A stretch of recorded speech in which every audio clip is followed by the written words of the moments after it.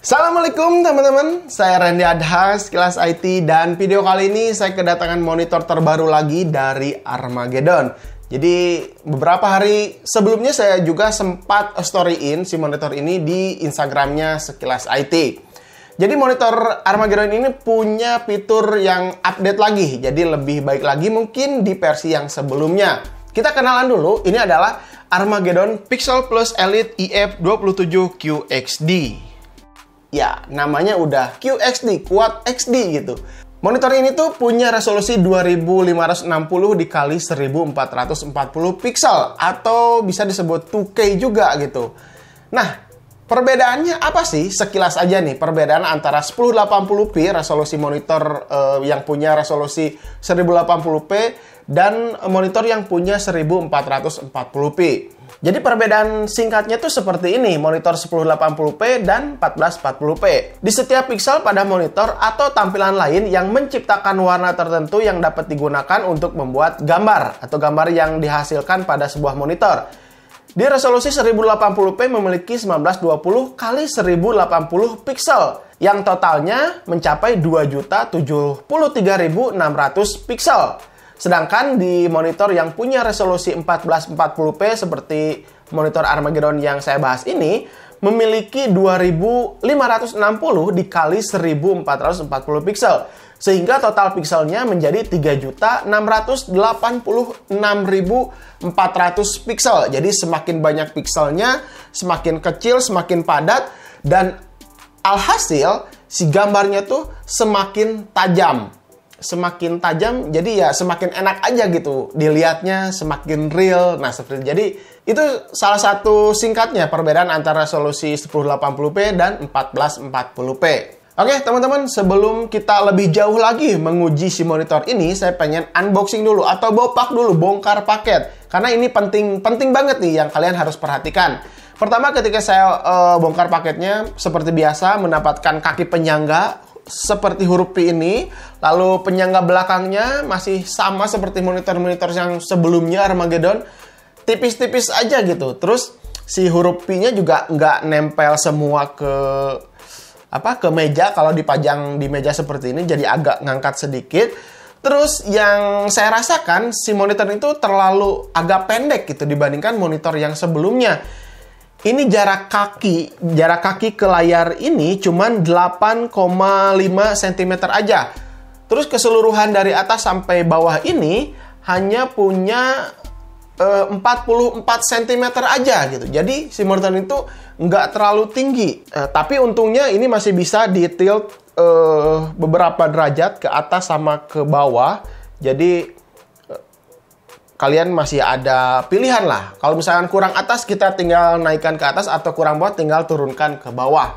Nah, terus yang pentingnya lagi, di sini adapternya tuh punya colokan listriknya seperti ini, teman-teman. Jadi ini tuh colokan listrik standar internasional seharusnya.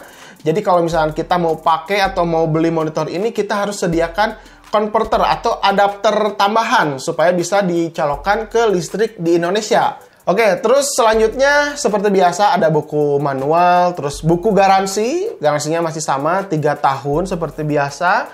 Untuk portnya di sini ada DisplayPort, HDMI, audio out, lalu ada USB-nya juga, dan port DC atau port powernya.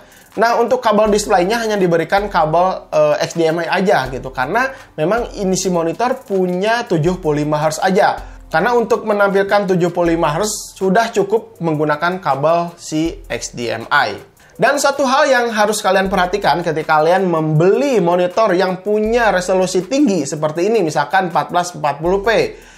PC kalian juga harus punya spek yang tinggi untuk bisa memanfaatkan atau memaksimalkan si resolusi monitor ini. Kenapa? Karena kalau spek PC kita masih kentang, kita bakalan tetap aja main game pakai monitor ini, bakalan gamenya tuh terlihat burik aja gitu. Gamenya pasti kurang tajam.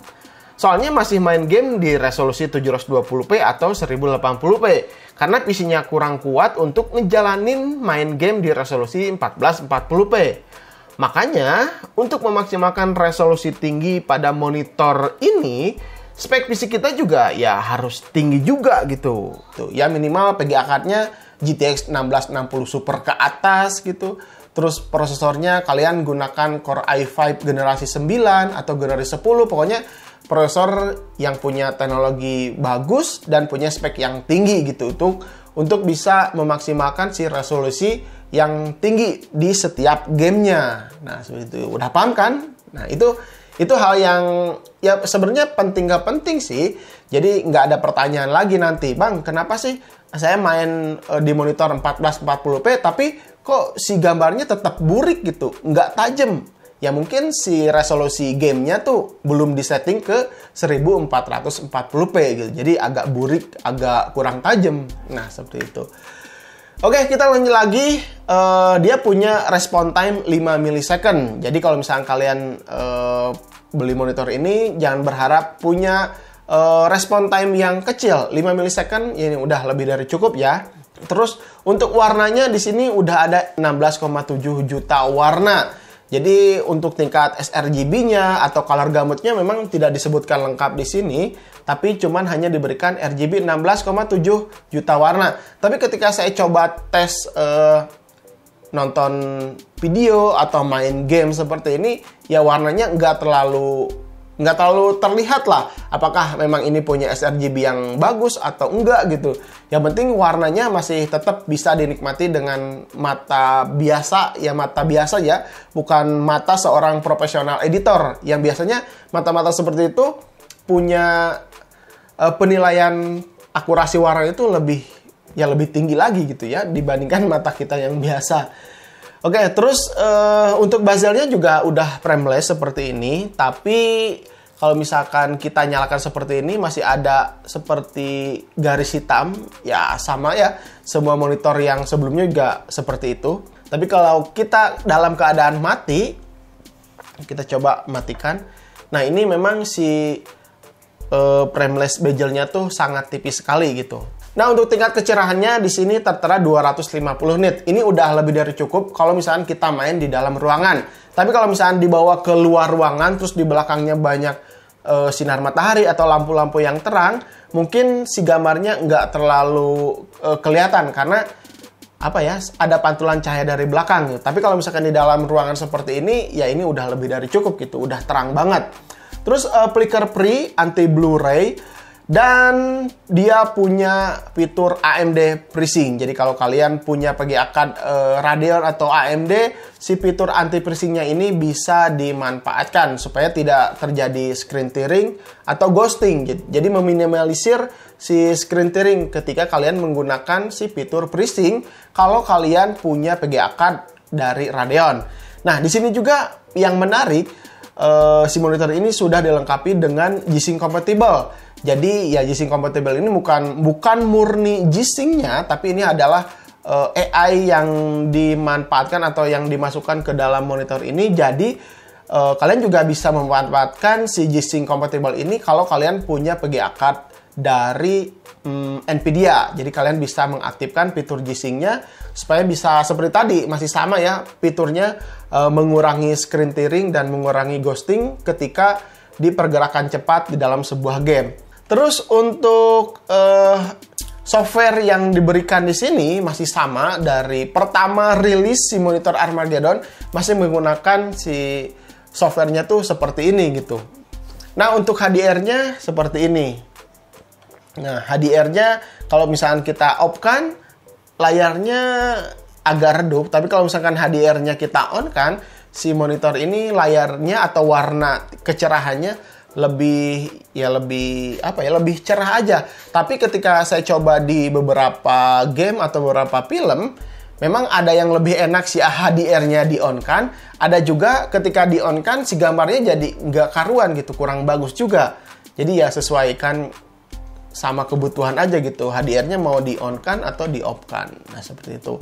Nah, untuk joysticknya juga kalau kalian masih belum terbiasa, karena ini tuh agak sedikit berbeda. Kalau misalnya saya klik kanan, dia malah ke bawah. Kalau misalnya kita klik kiri, dia malah ke atas. Jadi kita harus menyesuaikan atau membiasakan dengan tombol si joysticknya. Oke, teman-teman, bagaimana menurut kalian tentang si monitor IF27QXT dari Armageddon ini? Untuk harganya di sini ketika saya lihat di e-commerce tuh harganya 2,5 juta, tapi ada potongan harga menjadi 2,3 juta sekian gitu. Nanti untuk update-nya saya akan disimpan di sini atau saya akan simpan di deskripsi. Kalian bisa cek harga terupdate-nya tuh sekarang berapa. Kalian tinggal cek aja di deskripsi. Kesimpulan yang saya dapat, kalau kalian butuh monitor dengan resolusi tinggi, karena spek PC kalian udah GG nih, udah keren ya. Karena udah sanggup melibas game yang kalian mainkan di resolusi 1440p ke atas dengan 75 Hz, Pixel Plus IF27QXT ini bisa menjadi salah satu incaran monitor gaming murah. Dan jika pengen punya pengalaman baru terhadap monitor gaming yang punya resolusi tinggi, tapi harganya tetap murah, monitor ini bisa kalian coba. Tapi juga kalau kalian adalah seorang gamer FPS yang butuh Hz-nya tinggi, ya monitor ini kurang pas aja gitu. Karena hanya punya 75 Hz aja. Jadi ya kurang pas aja gitu. Kalian mending cari monitor yang Hz-nya tinggi. Dari merek Armageddon ada, dari merek yang lain juga ada. Kalau urusan body sih ya relatif. Ada yang suka seperti ini, ada juga yang nggak suka. Itu ya tergantung kalian gitu, bebas-bebas aja. Kalau untuk kebutuhan ngedit video dan foto, warnanya juga ya masih oke lah. Masih bisa diandalkan untuk ngedit video buat diupload ke YouTube, masih oke. Oke, segitu aja teman-teman. Mudah-mudahan video ini bisa bermanfaat untuk kalian. Jangan lupa like dan share video-video dari Sekilas IT. Sampai ketemu di video berikutnya. Saya Randy Adha, Sekilas IT. Assalamualaikum warahmatullahi wabarakatuh. Salam teknologi.